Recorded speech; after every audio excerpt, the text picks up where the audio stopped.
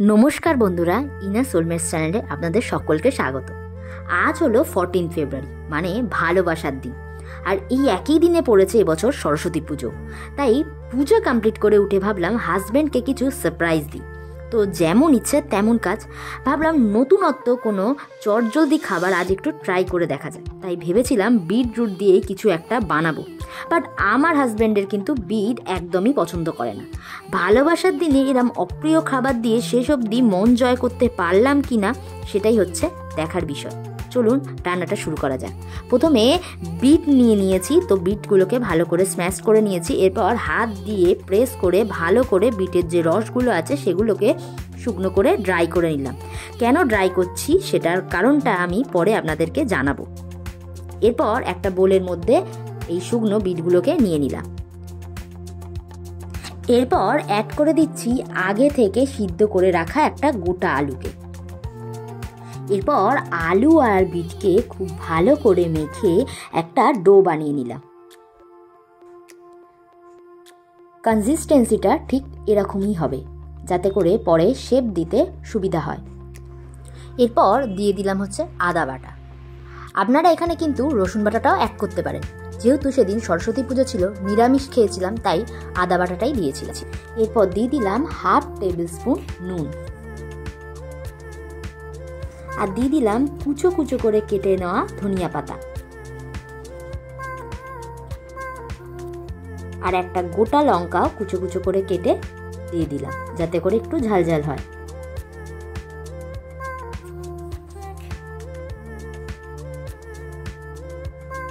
দিলাম 3 table spoon সুজি, যাতে খেতে একটু কুড়মুড়ে হয়। আর দিচ্ছি 2 টেবিল স্পুন চালের গুঁড়ো। দিচ্ছি half tablespoon black pepper, half tablespoon আমচুর পাউডার, আর একটুখানি খাবার সোডা। অ্যাড করে দিলাম স্বাদের জন্য 1 টেবিল স্পুন জিরা পাউডার, হাফ টেবিল স্পুন গরম মশলা গুঁড়ো।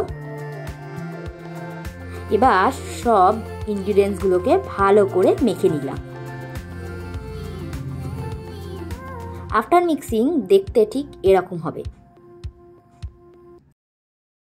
এরপর সামান্য একটু চিনি অ্যাড করলাম, আর সামান্য একটু বিট নুন দিয়ে দিলাম টেস্টের জন্য। এবার ভালো করে মেখে নিচ্ছি। মাখার পর দেখছিলাম ডোটা অনেকটা বেশি টাইট হয়ে গেছে, তাই আগে থেকে যে বিট নিগড়ে রাখা রসটা ছিল সেটাও একটু অ্যাড করে দিলাম, যাতে টাইট ভাবটা চলে গিয়ে একটু নরম থাকে।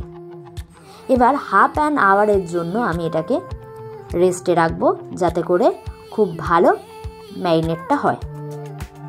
দেখুন হাফ অ্যান আওয়ার পরে আবার একটু মেখে নিচ্ছি। এবার কিন্তু এক একটা শেপ দেবো। এই দেখুন হার্টের শেপ আমি দিয়েছি। তো এই হার্টের শেপটা আপনারা কেমনভাবে দেবেন সেটাই আমি আপনাদের সাথে শেয়ার করি। যেহেতু ডোটা একটু নরম, তো একটা গোল করে লেচি কেটে নিয়ে তারপরে হাতের আঙুলের মাধ্যমে মাঝের দিকটা একটু সামান্য প্রেস করে আর ঠিক নিচের দিকটা একটু সুচালো বা সরু করে দিলেই হয়ে যাবে আপনার হার্ট শেপ।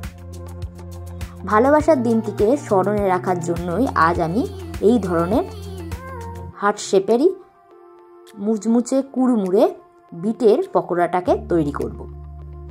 আমার কাছে যেহেতু ছাঁচ নেই, তাই এরমভাবেই আমি শেপ দেওয়ার চেষ্টা করলাম। আর যদি দেখেন যে হাতে একটু লেগে আসছে বা চিটচিটে ভাব লাগছে, তাহলে উপরে একটু ময়দা বা আটা ছড়িয়ে দেবেন, তাহলে দেখবেন চিটচিটে ভাবটা অনেকটাই চলে গেছে। এই জন্যই আমি প্রথমে বিটের রসটাকে নিগড়ে নিয়েছিলাম, না হলে অনেকটাই নরম থাকতো আর ঠিকভাবে এই শেপটা আসতো না। এবার আলতো হাতে মিডিয়াম ফ্লেমে কড়াইতে ছেড়ে 3 থেকে 4 মিনিট ভাজলেই রেডি হয়ে যাবে বিটের মুচমুচে কুড়মুড়ে পকোড়া। যেহেতু বিটের নিউট্রিশন ভ্যালু অনেক, যেমন প্রচুর ফাইবার, আয়রন পাওয়া যায় এটা থেকে, তো এটা আমাদের ব্লাড ফ্লোটাকে অনেকটাই ইমপ্রুভ করে, ব্লাড প্রেশারটাকেও কমায়, তাই এটা শরীরের পক্ষে খুবই স্বাস্থ্যকর। যদিও বা আমি এটা তেলে ফ্রাই করছি, তবুও কিছুটা হলেও কিন্তু পুষ্টিগুণ এটা থেকে আমরা পেয়ে থাকছি, তাই এটা খাওয়া খুব একটা ক্ষতি হবে না আমাদের শরীরের পক্ষে।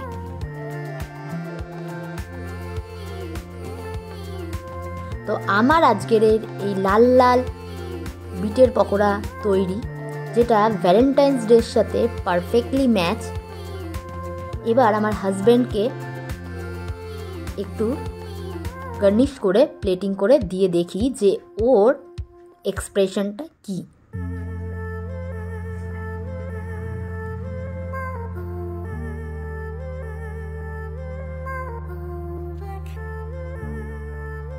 আপনারাও চাইলে বাড়িতে বানিয়ে দেখতে পারেন, এবং অনেকেরই বাড়িতে বাচ্চা রয়েছে, তাদেরকেও টিফিনে কিন্তু প্যাক করে দিতে পারেন।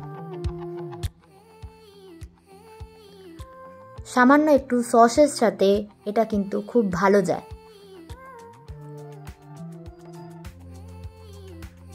দাঁড়ান, একটু রোজ পেটাল দিয়েও গার্নিশটা করে দিই, তাহলে আরও চমৎকার লাগবে। এবার আমার হাজবেন্ডকে দেওয়ার পালা। চলুন দেখি ওর এক্সপ্রেশনটা কি।